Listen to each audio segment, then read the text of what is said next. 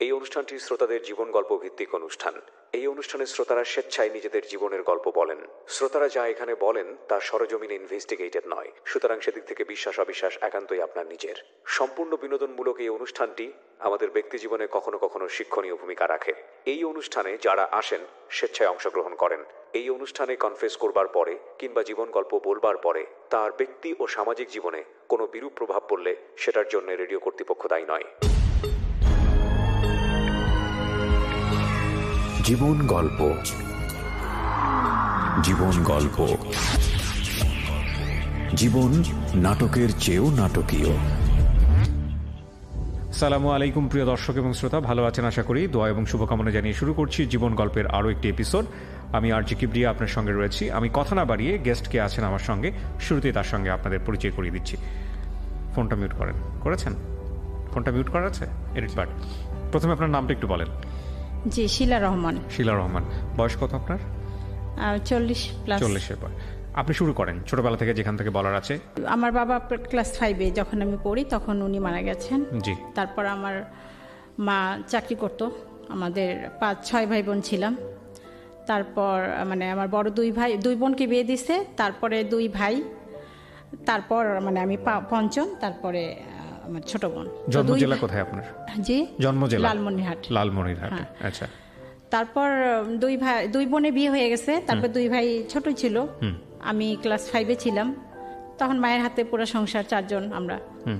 যাই হোক, আমার আম্মু চাকরি করছে, আমাকে লেখাপড়া শিখাইছে, সবাইকে শিখাইছে। আব্বা নাই দেখে আমাকে কলেজে মানে ভর্তি করার পরই বিয়ে দিয়ে দিছে। বিয়ের পর ওখানে লালমনিরহাটে থাকা হয় নাই, হাজবেন্ড নিয়ে নারায়ণগঞ্জে চলে আসলাম।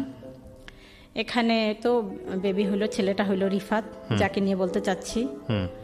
ও হওয়ার পর 8 বছর পর আর একটা ছেলে হইলো। আর রিফাতের বয়স এখন 25 বছর, আর একটা ছেলের বয়স এখন 17 বছর। রিফাত যখন ক্লাস 10-এ পড়ে, রিফাত ছোটবেলায় খুব ভালো ছিল। ওকে। খুবই ভালো, শান্তশিষ্ট, ভদ্র, ব্রেন ভালো ছিল। ক্লাস 10-এ ওঠার পর ও আর স্কুলে যায় না। টেস্ট দিছে, টেস্ট পরীক্ষা যখন দিবে তখন আর ও স্কুলে যায় না হঠাৎ করেই। হ্যাঁ। ওকে। তো আমরা জানতাম না। ওর ক্লাসমেটরা এসে বললো যে আন্টি ও স্কুলে যায় না। ও কি ব্যাপার, ও তো সকালে স্কুলে বের হয়ে যায়, বিকালে 4টার সময় ঠিকই বাসায় আসে।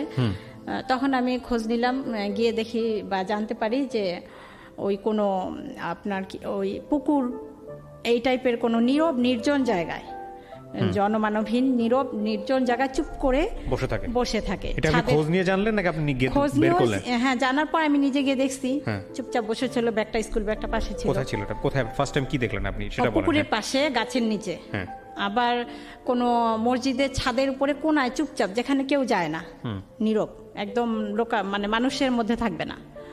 তারপরে বাসায় আনার পর কোনো বাড়ির ছাদে, 5তলা বা 6তলা এরকম ছাদে, তারপরে নিয়ে আসলাম যে কি ব্যাপার, না আমার স্কুল ভালো লাগে না, আমি স্কুলে যাব না। ওর কথাবার্তা, ও কোনো মানুষ আসলে ঘরের মধ্যে ও কারোর সাথে কথা বলবে না, মুখটাকে আড়াল করে রাখবে। তো আর একটা আমার বই ছিল মৃত্যুর পরে কিয়ামতের আগে, এই বইটা খুব পড়তো। আর কেউ আসলে ওই বইটা দিয়ে মুখটা ঢেকে রাখতো। নামাজ কালাম পড়া শুরু করলো হঠাৎ করেই। তারপর এখন আশেপাশে সবাই বললো জিন ধরছে, পড়িতে আসক্ত, এরকম কিছু। তারপর ওই এলাকার যত দূর যেখানে বলছে, কবিরাজ, আলেম, মসজিদের হুজুর, ইমাম সাহেব, যে যেখানে বলছে সব জায়গায়। ঠিক আছে। হ্যাঁ। তারপরে আর ও তখন থেকে ওর সন্দেহটা শুরু হয়েছে। ওই আমরা যেমন একটা হুজুর নিয়ে আসি, দেখাই যে না এটা, ওই বলে যে এই হুজুরটা ভালো না, ওই হুজুরটার কাছে চলো। ওইটা জিদ, ওই দিকে ওর মানে ওই যে সন্দেহটা ওখান থেকে শুরু। ওটাই ওর মনে করতেছে ওইটাই ঠিক হবে। তারপর আবার সেখানে যাই। আবার এরকম টিভিতে যদি দেখে বা রেডিওতে কোথাও শুনে যে টিভিতে এরকমের অ্যাড থাকতো যে চট্টগ্রামের হুজুর বা ওই যে 7তলা এরকম হুজুর থাকে, কিস্তিতে ইয়া করে, ওগুলা দেখে ওইটার জন্য অস্থির, মানে বাসায় ওইটা নিয়ে আমাদের সাথে হইচই করতো। ওইটা একরকমের জিদ হয়ে গেছে ওর, আবদার বা বায়নাগুলো মিটানো। এটা একরকমের, ওটা না করলেই বাসার মধ্যে অশান্তি সৃষ্টি করতো, বকাবকি করতো, গালাগালি করতো। তারপর ওইরকমই করার পর দেখি যে না, আমার কাছে মনে হলো যে এটা তো ওর শরীর সবকিছু ঠিক আছে, অথচ এরকম বলতেছে। আমি আবার হুমায়ুন আহমেদের বই পড়তাম, সাইকোলজি। তখন আমার কাছে কেন যেন মনে হলো এটা কোনো মনের রোগ হইতে পারে, এরকম কিছু। তারপর ওই যে চট্টগ্রামের কোনো হুজুর টিভিতে যদি অ্যাড দেখে যে অমুক হুজুরের কাছে বা ওইরকম কোনো ইয়ার কাছে গেলে ভালো হবে, ওইটার জন্য বায়না করতো, প্রচুর বায়না করতো। তারপরে ওকে আমরা নিয়ে আসলাম যে না, ঢাকা পপুলার নিউরোলজি ডাক্তার দেখাইলাম। আচ্ছা। ওখানে দেখানোর পর উনি যে মেডিসিনগুলো দিল, তারপর ওগুলি 2-3 দিন খাওয়ার পর ওর মানে একটা সাইড এফেক্ট থাকে, যেটা আগে বুঝতাম না, এখন বুঝি। বমি টমি করতো, গ্যাস ট্যাস হতো, এরকম অজ্ঞান হয়ে পড়ে থাকতো, খুব প্রচুর বমি টমি করতো, আর শরীর এত মানে উইক দেখা যেত এতটাই। তখন ওইটা বন্ধ করলো, ও খাইতে চাইলো না, আমিও আর বুঝি নাই তখন যে না খাওয়াইলে সমস্যা হতে পারে, আমিও বন্ধ করছি।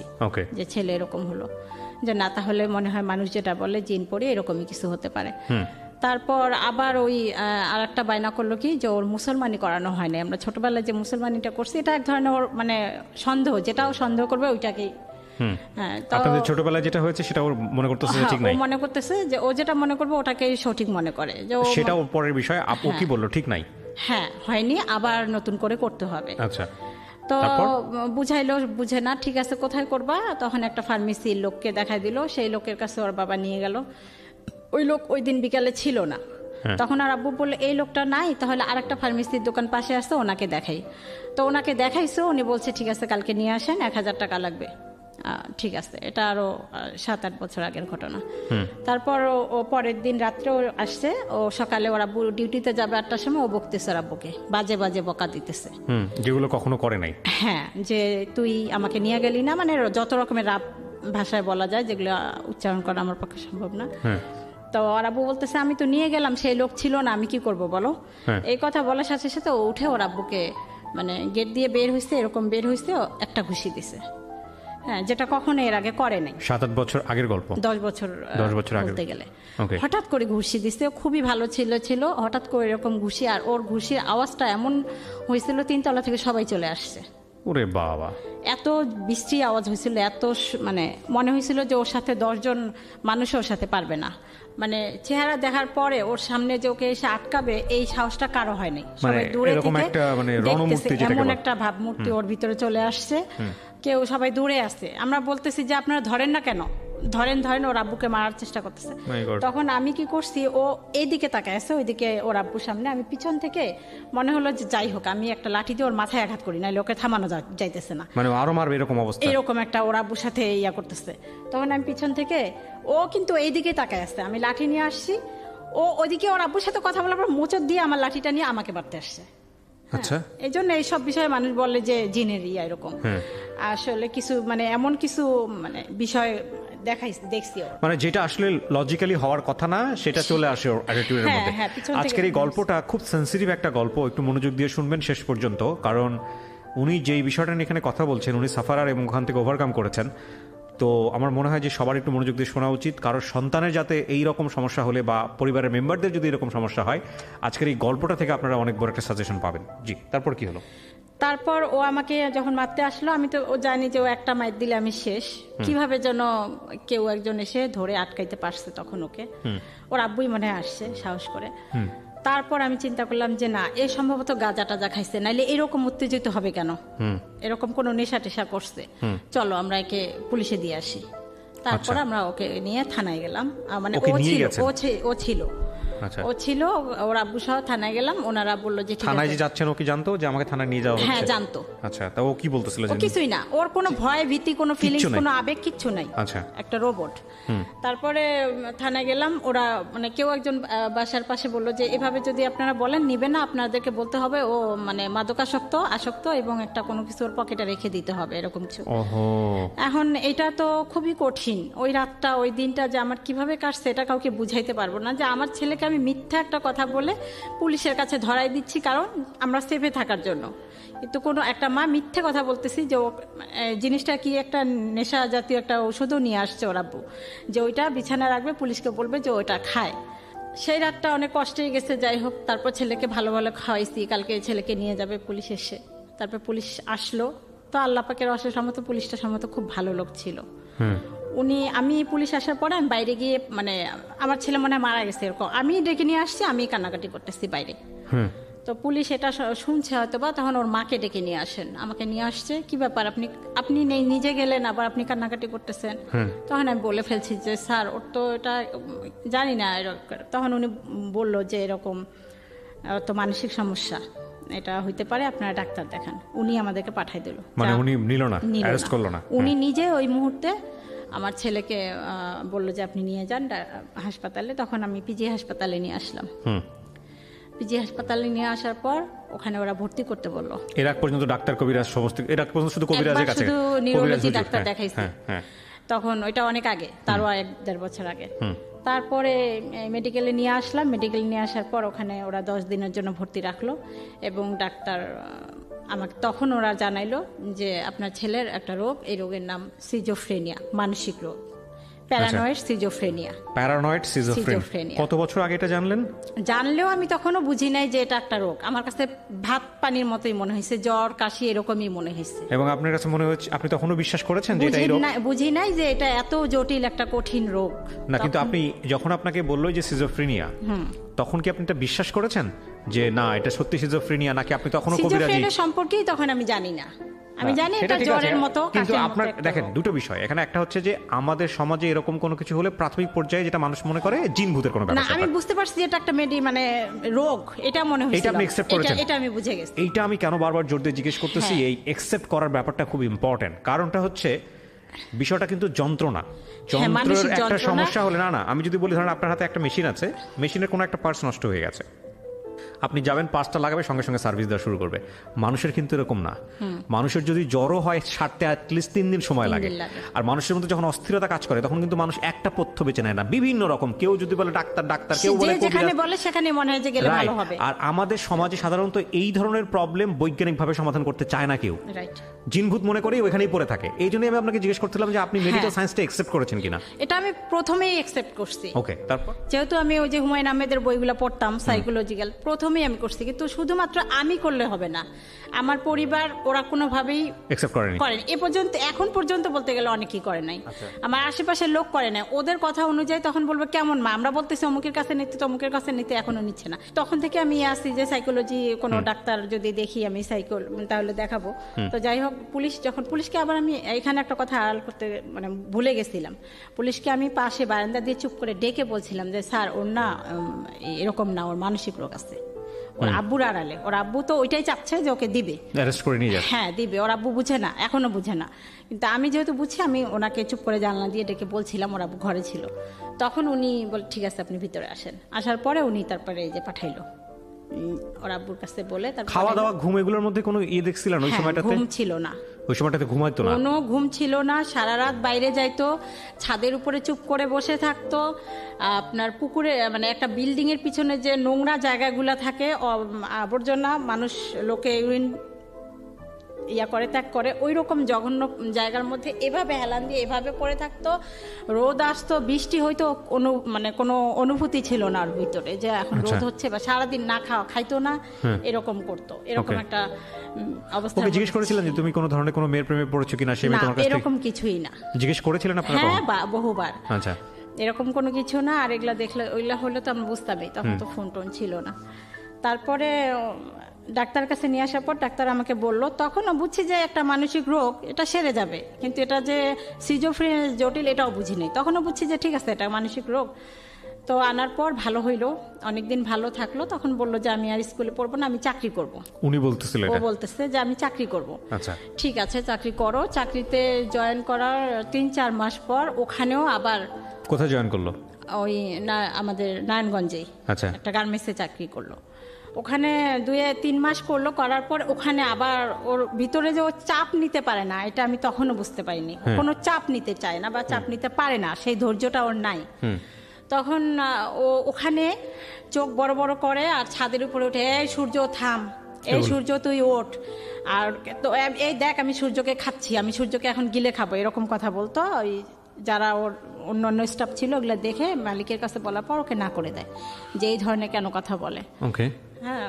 আর ওই পিএম বা যারা উপরে আছে, আপনাকে তো আমি চিনি, আপনি হযরত মুহাম্মদ সাল্লাল্লাহু আলাইহি ওয়াসাল্লাম আমলের সেই লোক, আপনি তো আবু বকর, হ্যাঁ আসসালামু আলাইকুম বলে পায়ের মধ্যে লুটায় সালাম করতো, এরকম করতো। আর বাসায় যখন নিয়ে আসলাম রাত্রেবেলা পাগল যেটাকে বলে, মানে পাগলই রাস্তার মধ্যে যেরকম উস্কো খুস্কো ওই রকম একটা চাদর হেসড়াইতে হেসড়াইতে যাইতো। আর কি ব্যাপার বাবা, তোমার চাদরটা তুমি সারা রাস্তায় ঝাড়ু দিতে দিতে নিয়ে আসতেছো, এরকম ময়লা হইতেছে। এগুলি পবিত্র মাটি, এগুলি পবিত্র ধুলা, এই জন্য আমি এগুলো সঙ্গে নিয়ে আসতেছি। এরকম তুমি কে, তুমি কে, তোমাকে তো আমি চিনতেছি না, তুই কে রে? ওর ভাইকে বলতেছে, ওর বাবাকে বলতেছে তুই কে, আমাকে বলতেছে তো ও তুমি, তোমাকে আমি চিনতে পারতেছি, তুমি আমাকে জন্ম দিছিলা, এই জন্য তুমি সেই হিসাবে তুমি আমার মা, তুমি আমাকে এই পৃথিবী জন্ম না, তুমি আমাকে এই পৃথিবীতে আনছো, এই জন্য তুমি আমার মা, তা তোমাকে আমি ছাড়বো না, চিন্তা করো না, তোমাকে আমি জান্নাতে নিব। ও নিজেকে খুব মানে বিরাট বুজুর্গ বা পীর এরকম কিছু একটা ভাবতো। দেখেন এরকম কথাবার্তা বললে তো মানুষ এমনিতেই মনে করবে যে ওর সাথে জিন আছে। হ্যাঁ।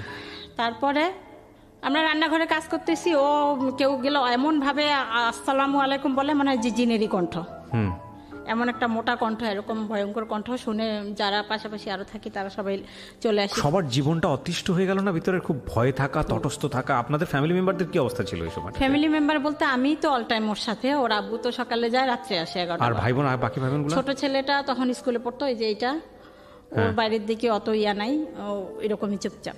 আপনাদের বংশগত আর কারো ছিল না? আমাদের বংশগত ছিল না। প্রিয় শ্রোতা, আমরা যেখানটায় ছিলাম তারপরে এরকম করলো, তারপরে চাকরি চলে গেল নারায়ণগঞ্জে, চাকরি চলে গেল।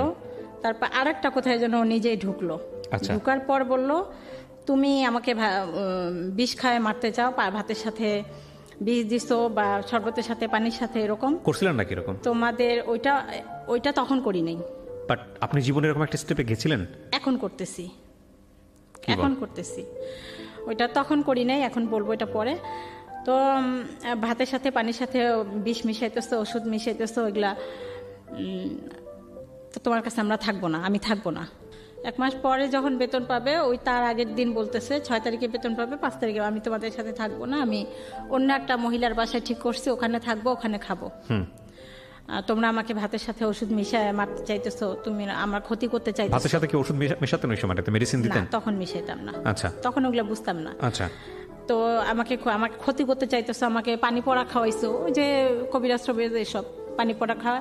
আমরা তখন বলতাম তোর বাবার কোনো সম্পত্তি আছে নাকি, বা তোর তো কোনো সম্পত্তি নাই, যদি সেই সম্পত্তি থাকতো সেই জন্য আমি হয়তো বা করতাম, কোন কারণে করব বাবা তুমি বলো, বুঝানোর চেষ্টা করতাম। ও কোনো কাউন্সিলিং এর কাজ হতো না।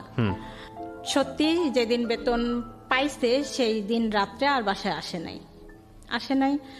তো সারা রাত তো টেনশনে, আমরা খুঁজে কোথাও পাই না, কোথায় গেল। তো ভাবলাম যে যেহেতু বেতন পাইছে কালকে অবশ্যই চাকরিতে যাবে, চাকরির স্থলে গেলাম। গার্মেন্টসে কাজ করতো? গার্মেন্টসে চলে গেলাম। গার্মেন্টসে আমি গেলাম, গেটে দারোয়ানের সাথে অনুরোধ করে বললাম যে ও আসবে, আমাকে একটু এখানে বসতে দেন। ওনারা আমাকে বসতে বললো। তারপর ছেলে আসলো, আর আমি ওর আব্বুকে জানাই রাখলাম তুমি কিছু লোকজন নিয়ে আসবা, ওকে ধরে নিয়ে বাসা যাইতে হবে। তারপর যে ওর আব্বু লোকজন নিয়ে ওকে ধরে নিয়ে বাসায় আসলো। বাসায় আসার পর ওই যে টাকাটা নিয়ে নিলাম আমরা, কারণ টাকাটা থাকলেই তো আরো এদিক ওদিক গিয়ে নষ্ট করবে। নিয়ে নিলাম, সেইটাই হচ্ছে বড় অপরাধ। কেন টাকা নিলাম? ওই 6,000 না, ওর কাছে 6 লাখ টাকা, ওটা এখনো বলে কেন টাকা নিচ্ছ। আচ্ছা। তো সেই জন্য 2-3 দিন পর এলাকার একটা গুন্ডা টাইপের কবির নামে এক লোক, আমার নামটা ঠিক মনে নেই, কবির নামটাই দিলাম। তো ওটাকে গুন্ডাই বলে এলাকার মধ্যে সবাই। ওনার কাছে গিয়ে বিচার দিচ্ছে যে অমুক, আমার হাজবেন্ডের নাম, মানে ওর আব্বুর নাম এবং আমার নাম ধরে বলছে যে ওরা আমার টাকা নিচ্ছে। আচ্ছা। তখন ওরা কারা, ওদেরকে তুমি কিভাবে চেনো? ওদের বাসায় আমি থাকি। তারপরে সেই লোক ওর আব্বুকে ডাক দিছে। ওই লোক যেই জায়গায় থাকতো একটা মাঠের উপর 3 তলা একটা ছাদের উপরে, আমরা যেটা এলাকায় শুনতাম যে উনি গাঁজা টাজা মদ এই টাইপের কিছু খায়, এবং ওই মাঠ দিয়ে যদি মানে এলাকার মানুষের ভাষা অনুযায়ী যেটা শুনতাম যে কোনো মেয়ে ওই রাস্তা দিয়ে গেলে উনি তাকে ধরে, বা কোনো মানে কোনো লোক মোবাইল টোবাইল নিয়ে গেলে ছিনতাই করে, এই টাইপের কিছু শুনতাম। ওই লোক ওর আব্বুকে ডাক দিল রাত্রে 11টার সময় যে আমার এখানে আসো। ওই 3 তলা, ওই নির্জন মাঠের এক কোন ওই বিল্ডিংটা, ওখানে 3 তলা ওর আব্বুকে নিয়ে গেছে। যে তুই এই ছেলের টাকা নিছিস কেন, এরকম একটা ধমক দিছে, মারবে এরকম কিছু। তোর আব্বু বলে এই তো আমার ছেলে টাকা আমি নেবো না, আর ওর একটু সমস্যা আছে, এখন ওকে টাকা দিলেও থাকবে না, বা চলে যাবে, কোনো একটা নষ্ট করবে, বা গাঁজা টাজা কিছু খাইতে পারে। তখন আমাদের ধারণা ছিল গাঁজা টাজা কিছু খায় এরকম কিছু, তো এই জন্য আমাদের সাথে রাফ বিহেভ করে এরকম কিছু। তারপরে সেই লোক বললো তোমার ছেলে কি প্রমাণ আছে? এখন আপনি বলেন যে তারপরে উনি বলল যে ওর মার কাছে যান। তখন উনি বলল যে ঠিক আছে আমি আসতেছি, পরের দিন আপনারা যান। তারপরে উনি পরের দিন আমার কাছে আসলো। আচ্ছা, সেই লোক আসার পর তখন আমাকে দেখার পর ছেলের কাছে পরে আমার সাথে কথা বললো। কথা বলার পরে চলে গেল। চলে যাওয়ার পরে আশেপাশে আরো 2-1 জন, আমি এখন ওনাকে কিভাবে প্রমাণ দিব যে এটা আমার ছেলে? কেন, আপনাদের কোনো ফ্যামিলির ছবি নাই ওই এলাকায়? আমি ছেলেকে 10 ছেলেকে বছর প্রমাণ করার কি আছে? আশেপাশের লোকজনকে জিজ্ঞেস করলি তো হ্যাঁ, হয়। ওই ছেলে তো ওইখানে জন্ম হয় নাই। আচ্ছা, জন্ম হয়েছে চৌধুরী বাড়ি, আমি থাকি নারায়ণগঞ্জ, আচ্ছা, চিটাগাং রোড চৌধুরী বাড়ির ওদিকে। ওকে। আর ওখানে ওকে নিয়ে গেছি 10 বছর বয়সে। সেই বয়স থেকে যারা চিনে তারাই। তা আমি মা আমাকে আমার ছেলের পরিচয় দেওয়ার জন্য আরেকজন লোকের কাছে পরিচয় দেওয়ার প্রমাণ দিতে হবে, এমন একটা কঠিন সিচুয়েশন। তখন আমি বললাম যে যা আমি ওদেরকে ছোটবেলায় নিয়ে আসছি, অমুক অমুকের কাছে গিয়ে আপনি জিজ্ঞাসা করেন। উনি জিজ্ঞাসা করছে। এরপর ছেলে প্রতিদিন ওই লোকের কাছেই যায়। আচ্ছা, সারাদিন থাকে না, রাত্রে থাকে না। ওর আব্বু আর আম্মু সারা রাত খুঁজি। রাত্রে একটা কুকুরও যদি ঘেউ ঘেউ করে, মনে হয় যে রাস্তায় হয়তো বা ওকে কেউ মারছে, কেউ খুন করছে, হয়তো বা রাস্তায় লাশটা নিয়ে কুকুর চিল্লাচিল্লি করতেছে, টানাহাসটা করতেছে, এরকম একটা টেনশন থাকে। ওর আব্বুকে বলে ওর বন্ধুর বাসায় বা যত যাদের সাথে খেলাধুলা করতো তাদের বাসায় গিয়ে দরজার সামনে লাইট জ্বালা জুতা চেক করতাম যে এর ঘরে আমার ছেলে আছে কিনা। অত রাতে তো ওকে ডাকা যায় না, কার না কার ঘরে গেছে, কোথাও খুঁজে পাইতাম না। পরে শুনতাম, দিনের বেলা পরে শুনতাম হয়তো ওই ফরিদ ওই লোকের কাছে গেছে, অথবা পরে আস্তে আস্তে দেখলাম যে ও কোনো বাড়ির ছাদের চিপায় চুপ করে শুয়ে থাকে রাতের বেলা, বা কোনো মসজিদের ছাদের চিপায় নির্জন এলাকায় এরকম চুপচাপ শুয়ে থাকে, বাসায় আসবে না, বা দিনে সারাদিন নাওয়া খাওয়া নাই। বেশিরভাগ সময় ওই লোকের কাছেই থাকতো, ওই গুন্ডাটার কাছেই থাকতো। 10-5 টাকা হয়তো বা দিত। আমার রাত্রি দিলে তো একটা বিশাল টেনশন তখন, যে এই লোক না জানি আমার ছেলের হাতে ছুরি ঢুকায় ধরাই দিয়ে বলে যে ওই লোকটাকে খুন করে আয়, বা মোবাইলটা চুরি করে নিয়ে, এরকম কোনো অন্যায় কোনো কাজে নাকি ওকে জড়িত করে, নাকি ওকে কিছু খাওয়ায়, এরকম একটা বিশাল টেনশন। কিভাবে এই লোকের কাছে আমি আমার ছেলেকে উদ্ধার করব? তারপর ছেলেকে উদ্ধার করার জন্য ওই লোকের কাছে ফোন দেই। তখন ওই লোক আমাকে এরকম একটা কথা বলে, মানে কথার ইয়াতে বোঝা যায় যে ওনাকে আমার মানে ওনার ইচ্ছা পূরণ করতে হবে, এরকম কিছু একটা। এই ছেলের জন্য ছেলে ওখানে পাশে ছিল সম্ভবত, কথাগুলো শুনছে।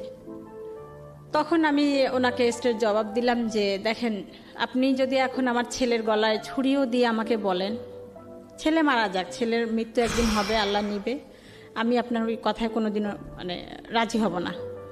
আপনি যা খুশি তাই করেন, আমি আপনাকে আর ফোনও দিব না। আর একটা কথা শোনেন, আমি আপনার কথাগুলো কিন্তু রেকর্ড করে রাখলাম আমার সিমে। আমি যেহেতু আপনাকে বারবার ফোন দেই, যদি আমার ছেলের কোনো ক্ষতি হয়, এই রেকর্ড করা কথাগুলো কিন্তু চলে যাবে থানায়। এই কথাটা ওনাকে বলে দিলাম। তারপর আমি তখন স্কুলে চাকরি করতাম, কিন্ডারগার্টেনে। তো আমি স্কুলে যাওয়ার পর 8টা থেকে 10টা, তা আমি স্কুলে চলে যাওয়ার পর আমার ছেলে শুনতাম মাঝে মাঝে বাসায় আসতো, এসে ওই সময় খেয়ে যাইতো। তো ছোট ছেলেকে বললাম, ও যদি আজকে আসে তুই আস্তে করে বাইরে দিয়ে দরজায় তালা দিয়ে আমাকে ডাকতে যাবি। তারপর ওই রকম আসছে, ভালো রান্না করে রাখছি, যে ভালো রান্না দেখলেও খাবে। মুরগির মাংস ভুনা করছি, ও খাইতে খাইতে ওই সময়ের মধ্যে আমি চলে আসবো। তারপর আসছি, এসে ওই অবস্থায় আমি যেভাবে ছিলাম সেই অবস্থা ওকে নিয়ে সোজা লালমনিরহাট আমার দেশের বাড়ি চলে গেছি। এটা কি আগে থেকে প্ল্যান করা ছিল আপনার? হ্যাঁ, না প্ল্যান ছিল না। আমার চিন্তা যে ওই লোকের কাছে কিভাবে আমার ছেলেকে আমি উদ্ধার করব, মানে কবিরের কাছে যেতে দিব না, যেন কোনো অন্যায় কোনো কাজ ওকে দিয়ে না করায়। এই কবির নামটা ছদ্মনামে এখানে ব্যবহার করা হচ্ছে। ওকে, বলেন। তারপর ওই অবস্থায় উপরে আর একটা মহিলা ছিল, ওনাকে বললাম ও ছেলেকে তো নিয়ে যাওয়া যাবে না, এখানে আবার নাটক করতে হয়েছে। জীবনে অনেক নাটক করলাম এই ছেলের জন্য শুধুমাত্র। তখন ওই মহিলাকে বললাম, আপা আপনাকে আমার সাথে একটু অভিনয় করতে হবে। কি ছেলেকে বলতে হবে, যেহেতু ও পাগল, কোনো কবিরাজের নাম শুনলে ও সেখানে ছুটে যাবে। তো আপনি আসবেন, এসে আমাকে বলবেন, আপা আমাকে বকবেন ওর সামনে আমাকে বকলেও খুব খুশি হয়। আপনি আমাকে বকবেন আর বলবেন যে অমুক জায়গায় একটা ইয়ে আছে, ওখানে নিয়ে যান, আপনি আমাকে টাকা দিবেন। উনি সেটা এসে করলো, শায়লা নাম ওনার, ওই মহিলাটা এসে আমাকে বললো, আপা আপনি ছেলেটাকে এরকম ক্ষতি করতেছেন কেন, ওকে নষ্ট করতেছেন কেন? এই যে আমার কাছে একটা ভালো কবিরাজের ঠিকানা আছে, আপনি ওকে নিয়ে যান ওখানে। লালমনিরহাটের নাম তো বলে নেই, বাট আপনি লালমনিরহাটে তো নিচ্ছেন আলটিমেটলি। হ্যাঁ, ওকে। হ্যাঁ, তারপরে ওকে ওইটা বললো। তারপরে আমি উনি বলার পর আমার ছেলে রাজি হলো। ঠিক তো, কবিরাজের কাছে নিতেছো, কোনো চালাকি করতেছো না? শায়লাপা বললো যে এই আমি কেন তোমার মার সাথে চালাই, তোমার মা তো ভালো না, খারাপ, খালি তোমার ক্ষতি করতেছে, তুমি যাও তো, আমি খোঁজ নিব, আমিও যাইতেছি 2 দিন পরে, তুমি যাও। তারপর ওই কথা বলার পর ওকে নিয়ে আমি গাবতলী, নারায়ণগঞ্জ দিয়ে বাস আছে, তবু ওই বাসে আসিনি, সোজা গাবতলীতে এসে ওখান থেকে বাস নিয়ে মিলানমেহেটে চলে গেলাম। চলে গিয়ে ওখানে ওকে রেখে আমি তারপর চলে আসলাম, ব্যাক করলাম আমার ঢাকায় ওকে রেখে। ওকে, আচ্ছা, এখন এখানে পরের দিন আমাকে কবির ফোন করছে, ওই লোক ছদ্মনাম যার নাম দিলাম। হ্যাঁ, আপনার ছেলে কি অবস্থা, এখন যে ফোন দেন না, আপনার ছেলে যে খোঁজ খবর নেন না। তা বললাম না, আপনি তো, উনি এখন এটা জানে না যে আমার ছেলেকে আমি রেখে আসছি, আমার ছেলের খবর নেওয়ার জন্য উনি আমাকে টোপ হিসাবে ব্যবহার করছে। তখন আমি বলছি যে আপনি যা খুশি তাই করেন, আমার ছেলেকে আমি আনতে যাব না। তো উনি পায় নাই আমার কাছে, আমি ছেলে আসা ছেড়ে দিয়েছি। ওইরকম ছেলে আমার দরকার নেই যে আপনার মতো একটা গুন্ডার কাছে গিয়ে থাকতে পারে, আর আপনার মতো গুন্ডা এই ধরনের কথা আমাকে বলতে পারেন। আমি ছেলেকে ছেড়ে দিয়েছি, আপনি যা খুশি তাই করেন। তারপরে অনেকদিন পর, কয়েক মাস পর আমার ছেলেকে নিয়ে আসা হইলো ওইখানে। কার কাছে ছিল? লালমনিরহাট। আমার মায়ের কাছে ছিল। ওর কি ধরে বেঁধে রাখতে হইতো? তখন কোনো মাঝে মাঝে ও ভালো হয়ে যাইতো, অটোমেটিক ভালো হয়ে যাইতো, মাঝে মাঝে খুব নরমাল আচরণ করতো। মা আর একটা বিষয়, ও বাইরের কারোর সাথে কোনো খারাপ কখনো করেনি, কখনো এই পর্যন্ত করেনি। ইন্টারেস্টিং। তারপর হ্যাঁ, অন্যান্য এই সিজোফ্রেনে অন্যান্যরা করে, কিন্তু এর বেলায় সেই জিনিসটা এখন যায় নাই। তারপরে ওখানে মার কাছে রাখার পর মা মনে হয় কবিরাজ দেখাইলো, দেখার পর ওখানে কবিরাজ বলছে ওর সাথে 3টা শয়তান আছে, একটা ভালো শয়তান, একটা খারাপ শয়তান, এরকম নানান কিছু। তারপরে আসলো বাসায়, কিছুদিন ভালো ছিল। তারপরে আবার ঢাকা মেডিকেলে ডাক্তার দেখাইলাম, ওখান থেকে আবার ট্রিটমেন্ট করলাম, করার পরে আবার ভালো হইলো। ও বাসায় আসার পর, লালমনিরহাট থেকে ঢাকায় আসার পরে আবার অসুস্থ হয়ে গেল, আবার সে আগের মতো। তারপর আবার ইয়াতে ঢাকা পিজি হাসপাতালে নিয়ে ট্রিটমেন্ট করলাম। ট্রিটমেন্ট করার পর আবার সুস্থ হইলো, মানে কিছুদিন ট্রিটমেন্ট করলে ভালো থাকে, আবার কিছুদিন পর ও যখন ভালো হয়ে যায় তখন আর ওষুধ খাইতে চায় না, যে আমি ভালো হয়ে গেছি, আমি ওষুধ খাবো কেন। তারপর আবার একদিন হঠাৎ করে ও বললো আমার বুক জ্বালাপাড়া করে, আমার অস্থিরতা লাগে। তখন ঢাকাতে? লালমনিরহাটে। হ্যাঁ, লালমনিরহাটে, সরি, এই নারায়ণগঞ্জে। নারায়ণগঞ্জে। তখন আলটিমেটলি আপনার বাসায় থাকে না কবিরের সঙ্গে? হ্যাঁ, চলে আসছে। আর আমরা কবিরের বাসা ওই এলাকা থেকে আরেকটা এলাকায় চলে আসছি, এই জন্য ওই লোকের থেকে দূরে। তারপর আমার বুক জ্বালা পরে, আমার অস্থির লাগে, মানে ঘরে আসে 5 মিনিট বসে, ভালো লাগে না, আবার বাইরে যায়, মনে হয় যে বাইরে গেলে ভালো লাগবে, আবার বাইরে গিয়ে আবার সারা এলাকা টোটো করে ঘুরে, আবার মনে হয় যে না ঘরে গেলে ভালো লাগবে, আবার ঘরে আসে, এরকম অস্থিরতায়। তারপরে লেখাপড়া তো একেবারেই বন্ধ, ক্লাস 10-এ উঠে বন্ধ। তারপরে একদিন ওকে আমি বললাম কি আমার সিমটা বিকাশ করতে হবে, চল তো বাবা যাই, পাশেই দোকান, 2 মিনিটের রাস্তা। ওকে নিয়ে গেছি, আর ওই ছবিটা নিতে মনে নেই, বাবা তুমি ছবিটা নিয়ে আসো, এমনি নর্মাল, কিন্তু ওই যন্ত্রণার কথাগুলো বলে। আমি বিভিন্ন রকমের ফার্মেসি থেকে ফাইল টাইল এটা সেটা আইনা খাওয়াই, যে গ্যাস্ট্রিকের কারণে হইতে পারে, এরকম গ্যাস্ট্রিকের ফাইল বা গ্যাস্ট্রিকের ওষুধ আইনা খাওয়াইতেছি, কোনো কমতেছে না, এরকম সবসময় বলতেছে আমার কেন জানি বুকে জ্বালা পড়া লাগে। তো ও এরকম বলতেছে যে বুক জ্বালা পড়া করে অস্থিরতা লাগে, এর মধ্যে চলাফেরা করতেছে, খাচ্ছে, ঘুমাচ্ছে। তো আমি তো ওই যে ডাক্তার ফার্মেসি থেকে ওষুধ এনে খাওয়াচ্ছি, যে বুক জ্বালা পড়া করে কিসের। তারপরে একবার হাসপাতালেও নিয়ে গেলাম ডাক্তারের কাছে, যে এটা ফিজিক্যালি কোনো সমস্যা হইতে পারে। সেখান থেকেও গ্যাস্ট্রিক ওষুধ দিল, পেট ব্যথার ওষুধ দিল, কিছু হচ্ছে না। ওই নর্মালভাবেই চলাফেরা করে, কিন্তু ওই কথাগুলো বলে আমার ভালো লাগে না, অস্থির লাগে, আমার কেমন জানি লাগে, অস্থির। তারপরে আমি ওকে নিয়ে যখন সিমের দোকানে গেলাম, ও বলল যে ছবি লাগবে, ছবি নিতে বাসায় আসছে। আসার পরে ও গোসল করেই 3 তলায় ছাদের উপর উঠে লাফ দিছে সুইসাইড করার জন্য। লাফ দিয়ে দিয়েছে? বুঝলেন কিভাবে আপনারা? আমি তো দোকানে, আশেপাশের লোকেরা বুঝছে, তারা চলে আসছে, আর আমি দেখলাম যে ছেলে এখন আসতেছে না কেন, তখন আমি বাসায় আসার জন্য পা বাড়াইছি। তারপর তখন কেউ একজন ছুটে গিয়ে আমাকে রাস্তাতেই বললো যে ও 3 তলা থেকে লাফ দিছে। 3 তলা থেকে লাফ দেওয়া কত কিছু হইতে পারে। এক্স্যাক্টলি। আপনি কি করলেন? আমি গিয়ে আর কোনো সুযোগ পাইনি। খবরটা পাওয়ার পরে আপনি কি দেখলেন? আপনি কি করছেন? আপনার চোখে কি দেখছেন ওটা বলেন। আমি গিয়ে দেখি ওকে লোকজন ধরে তুলছে, ও এইভাবে দাঁড়ানো আছে, ওর এই থুতনিটা ফেটে গেছে, রক্ত।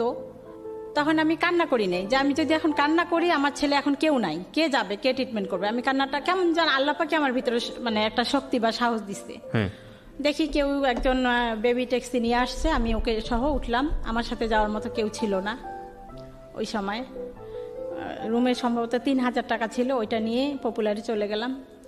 ওখানে গিয়ে কান্নাকাটি করতেছি, স্যারের পাও ধরতেছি যে স্যার কিছু একটা করেন, দেখেন কি হয়েছে, কত দূর, কতটুকু কি হয়েছে এটা আমাকে বলেন।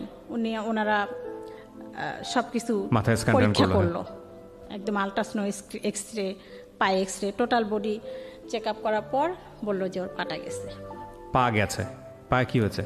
পা ভেঙে গেছে, পায়ে হাঁটুর উপর থেকে আপনার ওটাকে কি বলে, হিপ পর্যন্ত, হিপ পর্যন্ত এই জায়গাটা ভেঙে গেছে, ভেঙে এরকম ছুরির মতো হাড্ডিটা এরকম হয়ে গেছে। আচ্ছা, উনি বলল 1 লাখ বা তার উপরে লাগবে অপারেশন করতে। তখন আমার কাছে 1 টাকাও নাই, আর 3,000 টাকা পরীক্ষাতেই লেগে গেছে। তারপরেও ওকে আমি নিঃশ্বাস বন্ধ করে যে না, একটা সিএনজি, তখন অতক্ষণে ওর আব্বু চলে আসছে, ওকে নিয়ে বললো তাহলে আপনারা যদি টাকা নাই তাহলে পঙ্গুতে নিয়ে যান। পঙ্গুতে আসলাম। পঙ্গুতে আসার 1 মাস, এটা যেটা বলতে চাচ্ছিলাম, যেহেতু সময় নাই, যে পা ভেঙে গেছে ওর সেই ফিলিংসটা তখন নাই। ও একটা মানসিক রোগী, ওর সেই যন্ত্রণাটা নাই। ওর পা ভেঙে গেছে, ওকে পায়ের এইখানে রড দিয়ে এখানে বের করে এরকম একটা রড দেওয়া হয়েছে। সেই রড দিয়ে আমি যদি টয়লেটে যাইতাম, এসে দেখতাম ও ফ্লোরের মধ্যে হাঁটাহাঁটি করতো। ওরে বাবা, ওর ভিতরে কোনো যন্ত্রণা নাই। এইটা দেখে অন্যান্য যাদের হাত পা ভাঙ্গা পঙ্গু হাসপাতাল সমস্ত রোগী গোল হয়ে দাঁড়াইতে যেন কোনো সার্কাস দেখতেছে। ওরা মাথায় আশ্চর্য হয়ে যায় যে এইরকম পায়ের মধ্যে রড নিয়ে এরকম মানে পা ভাঙ্গা একটা ছেলে পাটা নেড়বের করতেছে এরকম, সেইটা নিয়ে ও খোঁচায় খোঁচায় হাঁটতেছে। ও মাই গড, মানে ওর ওইটার কোনো যন্ত্রণা নাই। আচ্ছা, ডাক্তার যখন আপনাদেরকে বলে দিল দিস ইজ প্যারানয়েড সিজোফ্রেনিয়া, তখন বুঝি নাই আমি। এরপরে ট্রিটমেন্ট ওনার তত্ত্বাবধানে ট্রিটমেন্ট করেন নাই আপনারা, নাকি ওই বলা শুনেই শেষ? না না, ট্রিটমেন্ট করছি। ওই যে এই রোগ তো কিছুদিন মানে লং টাইম ওষুধ খাইতে হবে, এটা আমি বুঝি নাই। মানে ওনার আন্ডারে তত্ত্বাবধানে থাকেন নাই, মূল কথা হচ্ছে এটা। না, ওকে, তারপর তখনও ওষুধটা আমি কন্টিনিউ ধরি নাই। ওকে, প্রিয়, যাই হোক 20 দিন রাখার পরে ওর পাটা রড লাগাই দিল। সেই রড নিয়ে তখন পঙ্গু হাসপাতাল থেকে তখন সবাই বলল যে এই যে পাশেই শ্যামলী হাসপাতাল, মানসিক রোগের হাসপাতাল, এখানে এটা ট্রিটমেন্ট হয়। আরো অন্যান্য যারা হাত পা ভাঙছে একটা ট্র্যাজেডিতে ওইখানে ট্রিটমেন্ট করছে, বলে কি এটা মানসিক রোগ, আপনি এটা ইয়া করেন। তখন ওখানে দেখাইলাম। ওই কত সালের গল্প এটা? আনুমানিক পরে 16 সালের ঘটনা, 2016 সালে কাগজটা আছে। তখন ওই যে ইয়া পরে হাঁটতে তো পারে না, রড দেওয়া, স্কেচ বলে, স্কেচ বা কিছু একটা। হ্যাঁ, ওকে ওভাবেই নিয়ে এসে মানসিক হাসপাতালে ডাক্তার দেখাইলাম। ওখান থেকে আবার সুস্থ হইল। আচ্ছা, সুস্থ হওয়ার পর ও সুস্থ প্রতিবারই তো যে ট্রিটমেন্ট করতেছি, এর আগেও তো মেডিকেলে করলাম, পিজিতে করলাম। তখন ও সুস্থ হওয়ার পর ও আর ওষুধ খাইতে চায় না, বলে আমার তো কোনো অসুখ নেই, আমি তো সুস্থ হয়ে গেছি, আমি ওষুধ খাবো কেন? কোনোভাবেই ওকে ওষুধ খাওয়ানো যায় না, কোনো কিছুতেই না। তখন মানসিক হাসপাতাল থেকেও ডাক্তার বলে দিল যে আপনাদেরকে ওষুধ কিন্তু চালা যাইতে হবে, যদি দেখেন সুস্থ হয়ে গেছে তবু ওষুধ বাদ দিবেন না। আর ও তো ওষুধ, এই রোগীরা ওষুধই খেতে চায় না, আমি কি করব, কিভাবে? ও তো ছোট বাচ্চা না যে জোর করে খাওয়া, বড় বড় ওষুধগুলি। আবার ওষুধ ছেড়ে দিল। ছেড়ে দেওয়ার পর আবার ওইরকম মাঝে মাঝে রাব বিহেভ করে, আমাকে মারতে আসতে চায়। ছাদের উপর গিয়ে চুপ করে বসে থাকে, এমন ধ্যান ধরে বসে থাকে, বাসার লোকজন ছাদে গেলে ওদের দিকে তাকায় থাকে, ওরা সবাই ভয় পায়। রাস্তা দিয়ে যখন চলাফেরা করে ছেলেমেয়েরা সব দূরে সরে যায়, ওর চাহানি দেখে সবাই ভয় পায়। বাড়ির তখন বাচ্চারা খেলতেছে, একটা বাচ্চার গিয়ে গলা টিপে ধরে আমাকে ঝুলাইতেছে, ও মাই গড, তোকে মেরে ফেলবো, তোকে মেরে ফেলবো, এরকম কথা। ওরা তখন বাড়িওয়ালার কাছে কমপ্লেন করে, বাড়িওয়ালা আমাদেরকে বাসা ছাড়তে বলে।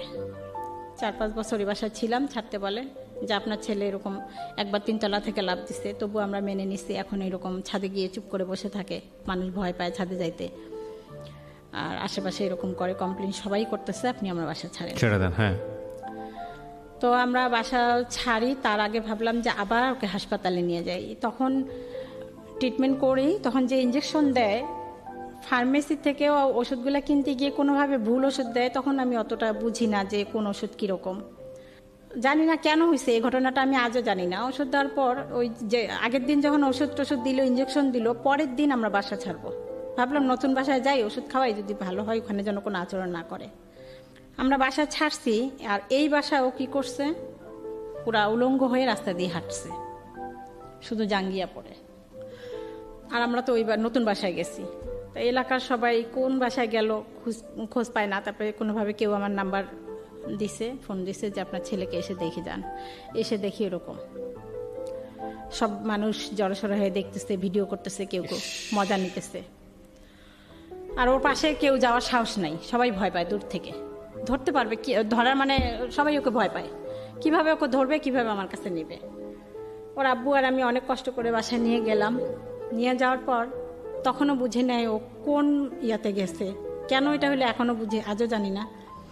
বাসায় নেওয়ার পর ও যখন রাত্রে বিছানা থেকে নেমে টয়লেটে যাবে, ও যেভাবে পাটা দেওয়ার দরকার অন্যভাবে পাটা দিয়ে ধাম করে ওয়াল শোকেসের উপর পড়ে ওয়াল শোকেসের গ্লাসগুলো ভাঙলো। ইচ্ছা করে ভাঙে নেই, ও কিন্তু পড়ে গেছে, অ্যাবনর্মাল, ওর শরীর একদম লুজ হয়ে গেছে। আবার আমরা ধরতে যাই, শুধু এইটুকু মনে আছে আমাদেরকে এইভাবে বলতেছে, সর, মানে আওয়াজও বেশি একটা না, মুখ জড়ায় জড়ায় কথা বলতেছে। আবার ও অন্যদিকে হাঁটতেছে, যেদিকে বাথরুম সেদিকে না গিয়ে অন্যদিকে হাঁটতেছে, সেখানে পড়ে যাচ্ছে। ড্রেসিং টেবিলে পড়ে ড্রেসিংয়ের গ্লাসগুলো ভেঙে ফেললো। তারপর জোর করে ধরে যখন বাথরুমে নিলাম, ওই কলের পরে কলটা ভেঙে ফেললো। তারপর নিয়ে আসলাম, তখন বললাম যে ও তো খাইতে দিলাম, ও খাওয়া এখানে ভাত, ও অন্য জায়গায় হাত দিচ্ছে। তখন মনে হলো মানে ওর ব্যালেন্সটা নাই, ছেলের চোখগুলাই চলে গেছে, এরকম মনে হচ্ছিল, চলেই গেছিল তখন প্রায়, মানে ও চোখে কিছু দেখে না। আচ্ছা, আপনি আজকে কথার মাঝখানে একবার বলে ফেলেছেন যে মাঝখানে মনে হতো যে ওকে সুইসাইড করার জন্য বা ওকে মেরে ফেলার জন্য কোনো স্টেপ নিতেন আপনারা, যেটা আপনি বলতে চাচ্ছিলেন, আপনি বলেছেন, এখানে রেকর্ড আছে। এটা আর মাথা নাড়ালে হবে না, তাহলে ব্যাখ্যা করতে হবে ঘটনাটা কি। হ্যাঁ, আমি যেটা বলছিলাম, ও যখন বলতো যে তোমরা আমাকে বিষ খায় মারার চেষ্টা করতেছো, সেই বিষটা কি, আচ্ছা, সেইটা ও যেটা সন্দেহ করছে সেই সন্দেহটা এখনো আছে, সেটা এখন করতেছি, সেটা বিষ না, সেটা ঔষধ। আচ্ছা আচ্ছা, সেটা আপনি ব্যাখ্যা করতে চাচ্ছিলেন। তো এরকম হতো, সহ্য তো মানুষের একটা শেষ আছে। আমার নিজেরও একটা বাচ্চা আছে, আমি জানি যে এক্সট্রিম লেভেলে করলে ওর মা মাঝে মাঝে দুই একটা চল লাগাই দেয়। হ্যাঁ, এবং প্রথম দিকে আমি একদমই ওটা সাপোর্ট করতাম না, কিন্তু মাঝে মাঝে মনে হয় যে আচরণ শেখার জন্য কিছুটা প্রহার প্রয়োজন আছে, নইলে একদম এক্সট্রিম লেভেলে চলে যায়, ওয়াইল্ড হয়ে যায়। কিন্তু আপনি কি কখনো গায়ে হাত তুলতেন এই যখন এরকম আচরণ করতো? সেই মানে সেই ইয়াটাই ছিল না, ওকে ধমকও দেওয়া যাইত না, ও 4টা ধমক দিত, মানে নিতে পারতেন না, মানে ও যদি কিছু করবেন আমরা যে করবো সেই সাহসটাও আমাদের ছিল না। ওর এমন ভাবমূর্তি হইছে, যে মানুষ মৃত্যুর পরোয়া করে না, তাকে আপনি শাসন করে কি করবেন? হ্যাঁ, কথাটা এখানেই। একদিন আমি, এই তুই এই কাজটা করলি কেন, এখানে একটা থাপ্পড় দিছি। হ্যাঁ, ও আমাকে সাথে সাথে এখানে একটা থাপ্পড় দিছে, আমার কানটা এখনো ফাটা, ভিতরে পড়া ফেটে গেছে। মানে সাধারণ কথার মধ্যেই, কেন তুই আমার গায়ে হাত তুললি, আমি তখন বুঝি না যে ওই রকম এক্সট্রিম লেভেলে চলে গেছে। যাই হোক, তারপরে কি হলো? সেই রাত্রে তারপরে ওই অবস্থা, তখন আমি দেখলাম যে ও চোখেও দেখে না, ওর মধ্যে কোনো ব্যালেন্স নাই। ওকে তখন ওকে আমরা বাঁধার চেষ্টা করলাম। ওর আব্বু আর ছেলে ঘুমাই গেল, একবারের মধ্যে ওর আব্বু আর ছেলে ঘুমাই গেছে। তখন ও আমাকে ওকে আমি বুঝাইতেছি, দোয়া টোয়া পড়তেছি, তখন ও আমাকে বলতেছে, আমার পায়ের কাছে বসে বলতেছে, আম্মু।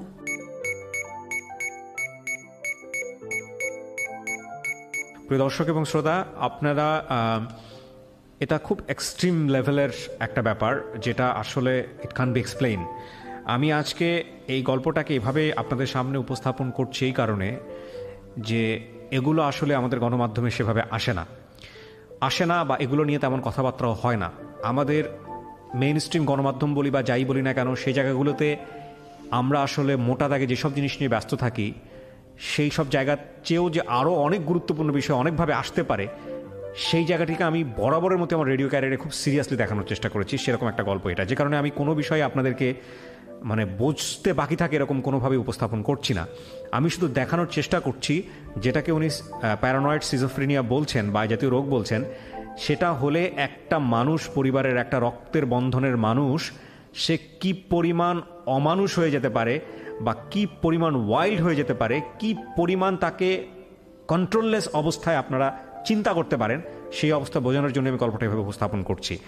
এতে করে কেন ভেবে উপস্থাপন করছি সেটার একটা ব্যাখ্যা আমি এখনই দিয়ে রাখছি, যাতে করে আপনার পরিবারে যদি কেউ এরকম হয় ইনিশিয়াল স্টেজে, আপনারা যাতে প্রপার ট্রিটমেন্ট নিতে পারেন, বা যদি এরকম স্টেজে চলেও যায়, কিভাবে আপনি কিওর করবেন, তাকে কিওর করার জন্য আপনাকে কি পরিমাণ ধৈর্য, শক্তি, সাহস নিয়ে লড়াই করতে হবে, যে লড়াই কোনো অর্থেই যুদ্ধক্ষেত্রে লড়াইয়ের চেয়ে কম শক্তি সম্পন্ন না, সেরকম একটা লড়াইয়ের সাহস যেন আপনি আজকের এই গল্প থেকে পেতে পারেন। So this is a very important story. বলেন তারপর। তখন দেখলাম যে ওর চোখটাও চলে গেছে, ও নড়তেও পারতেছে না। তখন ওকে আমি শিকল দিয়ে বেঁধে রাখলাম এবং তখন আমি নেটে সার্চ দিলাম যে এই 4টা ওষুধ ওকে খাওয়াচ্ছি, এগুলো আসলে কি। তখন আমি নেট ইউজ করা শুরু করছি মাত্র, তার আগে এতদিন করি নেই। ওর ওই রোগের কারণে ওই যে পা ভাঙলো, ও তখন আমি নেটে মানে সবাই রক্ত আমি পাচ্ছিলাম না, ওর পা যখন ভাঙলো কেউ রক্ত কোথাও পাচ্ছিলাম না। অন্য অন্য বেডে সবাই দেখি ফেসবুকে ছাড়তেছে রক্ত দিচ্ছে, তখন আমার হলো যে না, আমিও ফেসবুক ইউজ করবো, এরকম সমস্যায় পড়লে যেন রক্তটা করতে পারি। তারপর আমি নেটে সার্চ দিয়ে দেখলাম যে একটা ওষুধ আসতে, ওইটা যদি বেশি খাওয়ানো হয়ে যায় তাহলে চোখের জ্যোতি চলে যেতে পারে, সেরকম হতে মানে দুর্বল হয়ে যায়, কোনো শক্তি থাকে না শরীরে। তো দেখলাম সেই ওষুধটা ও দিনে 4 বার করে খাচ্ছে, ও নিজেই খাচ্ছে, ও তো আমাদের কথার মধ্যে থাকে না, নিজেই ঘর করে খাচ্ছে। সাথে সাথে ওষুধগুলো সরাই ফেললাম, সব ওষুধ খাওয়া নিয়ে বন্ধ করলাম। কিছুদিন পর স্বাভাবিক হওয়ার পর ওই ইঞ্জেকশনটা শুধু দিতাম, মাসে 21 দিন পর একটা ইঞ্জেকশন হয়, সেটা দিতাম। ওষুধ আর খাইতেও চায় না, ও কোনোভাবেই খাইতে চায় না। 20 সাল এসে সব থেকে মারাত্মক, সব থেকে ভয়ঙ্কর যে কাজগুলো হয়, যেগুলো সহ্য করার মতো না, সেই কাজগুলো 20 সালে এসে ঘটানো শুরু করলো। মার্চ মাস থেকে ও সম্পূর্ণ, এতদিন আমরা জানতাম যে হয়তো বা গাঁজা টাজা খায় এই জন্য এরকম করে, কিন্তু মার্চ মাসে সম্পূর্ণ লকডাউনে 3 মাস ঘরে ছিল, একটা সিগারেটও খায় নাই, তারপরেও ঘরের জিনিসপত্র ভাঙচুর, এতদিন ভাঙে নাই। এখানে আরো একটা ঘটনা আমি বলতে ভুলে গেছি। ওই যে ওই বাসায় যখন এই ঘটনাটা হইলো, সেদিন পরের দিন সকালে বাড়িওয়ালা এসে দেখে আমার ঘরের জিনিসপত্র ভাঙচুর। তখন উনি ভাবলো যে নিশ্চয় ছেলেটা ভালো না, এই যে অসুখ এটা বুঝে নেই, আবার শিকলে বাধা, আপনি আজকে এই বাসা ছেড়ে চলে যান, আপনি কেন আসছেন, বা ছেলের এই রোগ আসতে আপনি কেন গোপন করছেন, ছেলে তো গাঁজা টাজা খায়, আজকে এই মুহূর্তে বাসা ছেড়ে চলে যান। এখন ওই ছেলেকে আমি সামলাবো নাকি ওর টেক কেয়ার করবো, নাকি আমি বাসা খুঁজতে যাব, না জিনিসপত্র গোছাবো, এরকম একটা কঠিন পরিস্থিতি। ওটাকে অনুরোধ করলাম যে আমাকে একটু সময় দেন, উনি মানলো না, আজকেই চলে যান। পাশে কে যেন পরিচিত একজন ছিল, সে বললো যে না, এরকম ছেলেটার এরকম সমস্যা। ও তারপর 2-3 দিন পর যেটা হয়েছে, ও রুমে থাকতে চায় না, শিকল খুলে দেওয়া হলো, যখন একটু স্বাভাবিক হইলো, কিন্তু একটু ভালো হয়, কিছুক্ষণ পর আবার অ্যাবনর্মাল হয়ে যায়। ওই পাশে অন্য কারো বাসায় গিয়ে খাবারের যে ডুলি থাকে, রুমে ঢুকে খাবার ডুলি থেকে ভাত বের করে নিয়ে খায়। ওর ধারণা ওইটা আমাদেরই ঘর, কিন্তু ওই যারা ওই বাড়ির লোক তারা মনে করছে যে ও কোনো মানে কি বলে ওগুলাকে, ছিনতাইকারী বা কোনো কিছু হইতে পারে, মানে চুরি টুরি করে যেগুলি, ওরকম কিছু চোর টোর হইতে পারে। ওকে ধরে মারধর শুরু করছে। তারপরে পাশে একটা পরিচিত লোক, ও আরই ওকে মারতেছে কেন, ওর তো সমস্যা আছে, উনি বুঝছে, যার যে পরিচিত লোকের চোখে, তখন ওই লোকে ওকে ছুটায় আমাদের বাসায় নিয়ে দিয়ে আসছে। ওকে আমরা আটকায় রাখতে কোনোভাবেই পারি না।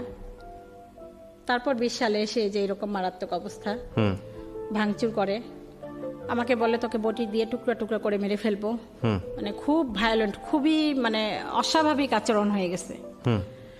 আমার ওর আব্বুকে মারতে চায় ছুরি দিয়ে, কোনোভাবে ওষুধ খাবে না, অনেক কষ্টে মানে হাসপাতালও আসবে না, ওষুধও খাবে না। অনেক কষ্টে যখন হাসপাতালে নিয়ে আসলাম যে স্যার ওকে ভর্তি করেন, ও বাসায় মারামারি করে, আমার ছেলেকে মারছে, রক্তাক্ত অবস্থা, তাও আরো মারতেছে, গলা টিপে ধরছে, রক্ত পড়তেছে, মাথা ফেটে গেছে, ছোট ছেলেকে মারছে। ওর আব্বুকেও মারধর করে, আমাকেও মারতে আসতে চায়। টিভিটা নিয়ে একদম ছুঁড়ে আমার দিকে ফেলতে গেল, আমার মাথার উপরে টিভিটা নিচে পড়ে গেল। মোবাইল ইচ্ছা মতো বেশ কয়েকটা মোবাইল ভেঙে ফেলছে। এত উদ্ধত, এত মানে এখন আর কোনোভাবে কন্ট্রোল করা যায় না। 20 সালে এসে কোনোভাবেই আর ওকে কন্ট্রোল করতে পারতেছি না। তারপর হাসপাতালে নিয়ে আসলাম, মানসিক হাসপাতালে, অনেক কষ্টে। তখন ও ভর্তি হবে না, ভর্তির কাগজ স্যার লিখে দিছে, ভর্তি হয়ে আরেকটা রুমে যাব, ও চলে আসছে ওখান থেকে, আমাকে রেখে ও একাই চলে আসছে বাসায়। এরকম করে একটা মাসে 4 বার এই মানসিক হাসপাতালে আসা হয়েছে। আচ্ছা। আর কোনো বাসেও আসবে না, রিজার্ভ সিএনজি বা এরকম কিছু। এই মুহূর্তে এসে ওর আব্বুরও চাকরি চলে গেছে। আমি আমার প্রাইভেট টিউশনি কিছু করতাম, সেগুলো বলতে গেলে স্কুল বন্ধ থেকে বাদ। আমরা একেবারেই বলতে গেলে পথে নেমে গেছি।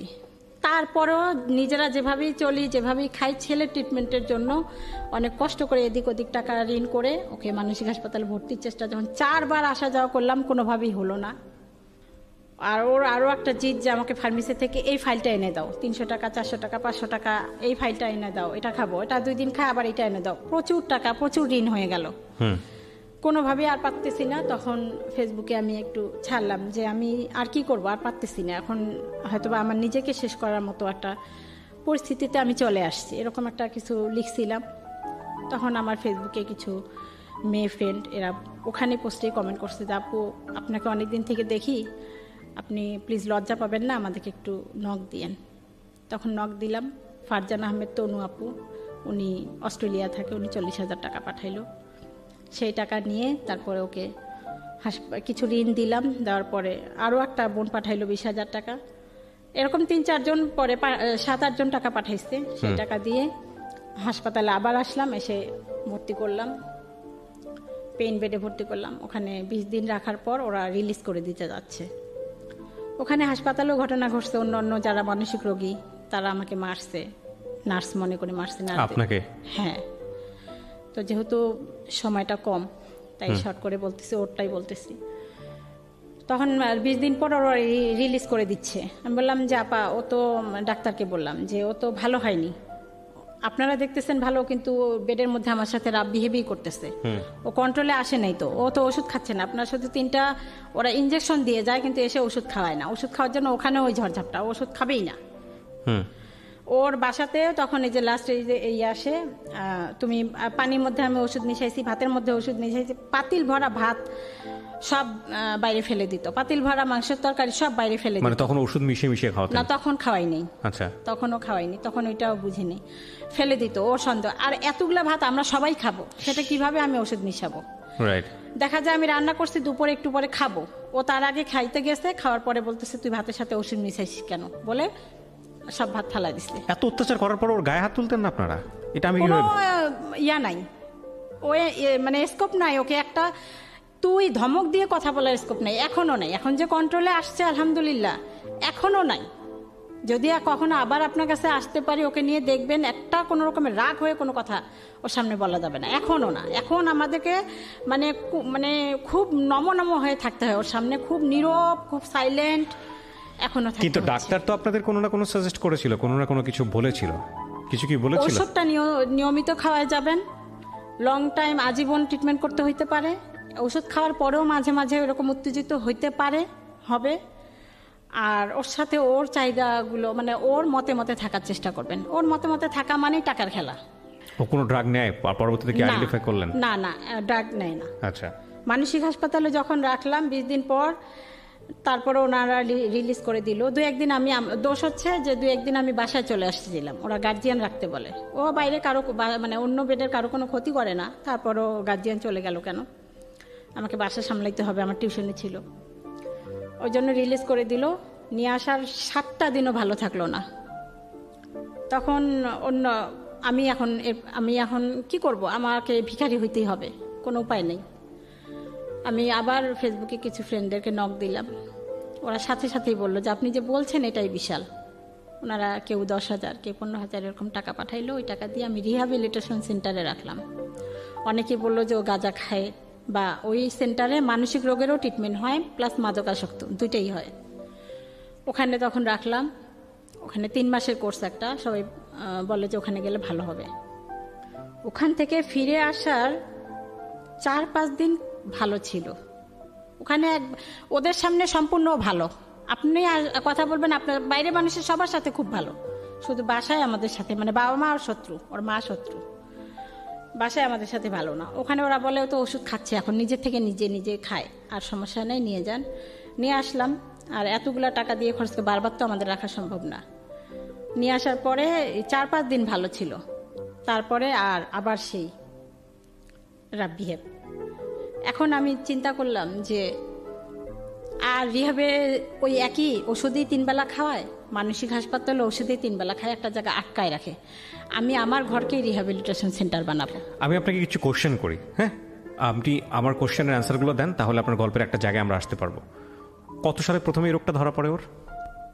আমার এটা 12 সালে মেবি, 2012 সালের দিকে। আজকে হচ্ছে 21 সাল, 9 বছরের গল্প আপনার। 9 বছরের গল্প 1 ঘন্টায় তুলে নিয়ে আসা সম্ভব না, প্রথম কথা হচ্ছে এটা। এবং 9 বছরের গল্পের আপনি যদি একটা দিনের অনুভূতি বর্ণনা করেন, এটা আপনার ঘন্টার পর ঘন্টা লাগবে, এটাও আমি জানি। এখন আমি যেটা বুঝতে পারছি যে ও সাময়িক সুস্থ অবস্থার মধ্যে আছে। ওর বয়স কত হয়েছে এখন আনুমানিক? 25 বছর। 25 বছর। ওর কি বিয়ে শাদী দেওয়ার চেষ্টা করেছেন? এখন করতেছি। এখন করতেছেন। সমস্ত কিছু জানিয়ে যখন আপনারা যান স্টেপ নেন তখন কি হয়? বিয়ের জন্য আপনারা কিভাবে স্টেপ নেন? লাইক পাত্রীপক্ষকে সমস্ত কিছু জানান, ওরা ব্যাপারে জানিয়ে তারপরে স্টেপ নেন? হ্যাঁ হ্যাঁ ও রাজি? এটাই বলছি যে ও এখন মোটামুটি স্বাভাবিক পর্যায়ে আছে। তো আমি এমন একটা মেয়ে চাই যে মেয়েটা খেতে পারে না, এরকম যে ঘটক তাকে বলছি যে এমন একটা অসহায় মেয়ে আমাকে এনে দেন যে এসে যদি অনেক মেয়ে আছে যারা খেতেই পারে না পরিবারে, মা বাবা বা অন্য জায়গায় বিয়েটি হয়ে গেছে, মানুষের বাসায় কাজ করে খাইতেছে, এরকম অনাথ নিয়ে আসেন বা লেখাপড়া জানে না, আমি তাকে বাংলাটা শিখাবো, আরবিটা শিখাবো, তৈরি করে নেবো আমার মতো। অন্ততপক্ষে যেন এটা ওর জন্য সোয়াব হয়, ওর জন্য ভালো হয়, আমার সোয়াব হবে। আমি তো আছি, আমার তো একটা মেয়ে নাই, মেয়েও লাগে।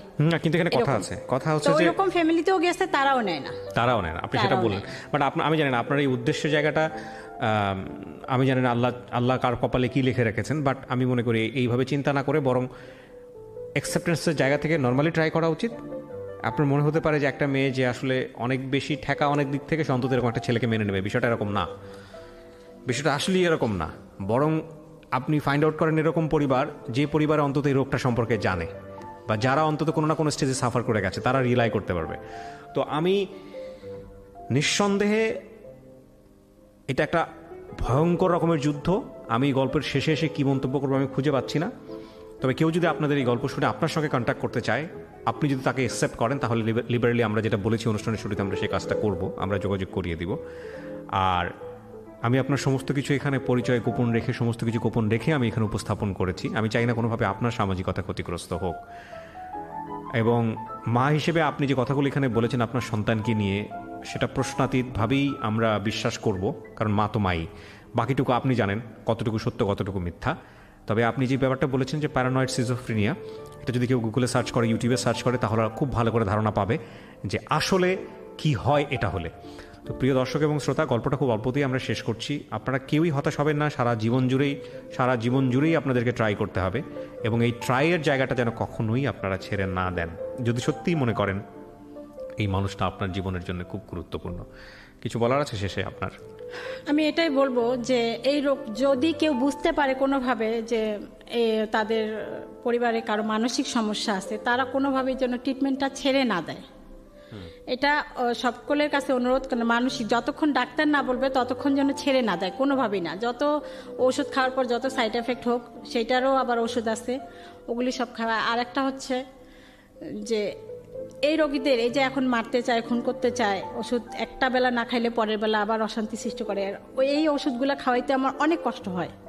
শিকল দিয়ে বেঁধে রেখে ওকে খাওয়াচ্ছি। এখন বাসায় আমি রিহ্যাবিলিটেশন সেন্টারের মতো করে নিছি, আশেপাশের লোকজনকে ডেকে ওকে শিকল দিয়ে বাঁধি, ও খায়, তারপর যখন নিস্তেজ হয়ে যায় তারপর শিকল খুলে দেই, এভাবে খাওয়াচ্ছি। কখনো এখন যেটা করতেছি ভাতের সাথে কখনো দিচ্ছি। ও বলতেছে, এতদিন বলেই আসছে, এখনো বলতেছে, তবু আমি দিচ্ছি, দিয়ে ওষুধের সাথে, স্যালাইনের সাথে, বিভিন্ন কিছুর সাথে দিয়ে ওর ওষুধটা কভার করতেছি। বিধায় আলহামদুলিল্লাহ এখন অনেক মানে ভায়োলেন্ট ভাবটা কমে গেছে। তো বাকি যে নর্মাল যে আচরণগুলা, আমাকে বকাঝকা করে, আমাকে মানে খুন করতে চায়, আমাকে বকা দেয়, গালাগালি করে, এগুলি কন্টিনিউয়াসলি তো আপনি তো ওর সাথে থাকতেছেন অ্যাটাচমেন্টের জায়গাটা। যেহেতু এই রোগের কোনো মানে এই মানসিক রোগের কোনো পুনর্বাসন কেন্দ্র বাংলাদেশে নাই, শুধু দুইটা হাসপাতাল, একটা মানসিক হাসপাতাল শ্যামলীতে আর একটা পাবনায়। শ্যামলীতে তো গার্জিয়ান থাকতে হবে, পাবনায় থাকবে না। পাবনায় দিও কি, আমি আমার আশেপাশে যাদের কাছে শুনলাম, ওরা পাবনা থেকে রিটার্ন এসে আজীবন ট্রিটমেন্ট করতেই হয়, আর ওরা ওষুধেই খাবে না। তাই সরকারের কাছে, মাননীয় প্রধানমন্ত্রীর কাছে আমার আকুল আবেদন, অনুরোধ যে এই ধরনের রোগীদের বাসস্থানের জন্য যেন একটা পুনর্বাসন কেন্দ্রের ব্যবস্থা করে। তাহলে আমার মতো এরকম অনেক মানে পরিবার আছে, তারা একটু স্বস্তি পাবে। কেউই চায় না যে পাকা রাস্তার মাঝখানে দাঁড়ায় থাকতে, যে এইখানে বাস আসতে পারে, ট্রাক আসতে পারে, সবসময় একটা আতঙ্কের মধ্যে থাকতে হয় ওকে নিয়ে, কখনো কোন কাজটা করে বসবে। একটু সময় বের করে আজকে আপনার কাছে আসছি, এর মধ্যে বারবার ফোন দিচ্ছি এবং ও ফোন দিচ্ছে, এটা আমার ভিতরে অনেক একটা টেনশন, না জানি কি করতেছে। আজকে ডাবল ওষুধ খাওয়াই আসছি এই জন্য, যেন কোনো কিছু না করে। ওকে প্রিয় দর্শক এবং শ্রোতা, শেষ হয়ে হলো না শেষ। অদ্ভুত এক গল্প।